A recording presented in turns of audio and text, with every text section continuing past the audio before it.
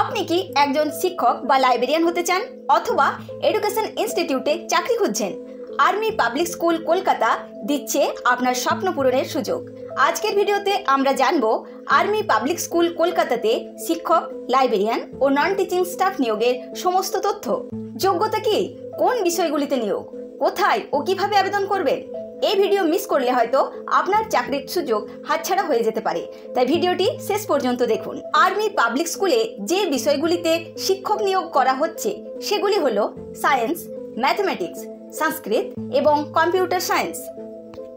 শিক্ষাগত যোগ্যতা, সংশ্লিষ্ট বিষয়ে গ্র্যাজুয়েট বা পোস্ট গ্র্যাজুয়েট ডিগ্রি থাকতে হবে, কমপক্ষে 50% নম্বর থাকতে হবে। বিএড কোর্স সম্পন্ন করা বাধ্যতামূলক। লাইব্রেরিয়ান পদের জন্য প্রয়োজনীয়তা যোগ্যতা, যারা লাইব্রেরিয়ান পদে আবেদন করতে চান তাদের থাকতে হবে graduate degree, bachelor in library science degree. যদি আপনার বিলিস ডিগ্রি থাকে তাহলে আপনি সহজেই আবেদন করতে পারবেন। এবার জানবো প্রি প্রাইমারি শিক্ষক পদের জন্য প্রয়োজনীয় যোগ্যতা। প্রি প্রাইমারি টিচার পদে আবেদন করতে হলে ডিএড কোর্স সম্পন্ন থাকতে হবে। এই পদের জন্য শিক্ষাগত যোগ্যতা বেশি না হলেও নির্দিষ্ট দক্ষতা ও অভিজ্ঞতার প্রয়োজন হতে পারে। আবেদন প্রক্রিয়া ও শেষ তারিখ। আপনি যদি এই চাকরির জন্য আগ্রহী হন তাহলে আর্মি পাবলিক স্কুল কলকাতার অফিসিয়াল ওয়েবসাইটে গিয়ে ফর্ম ডাউনলোড করুন এবং আবেদন করুন।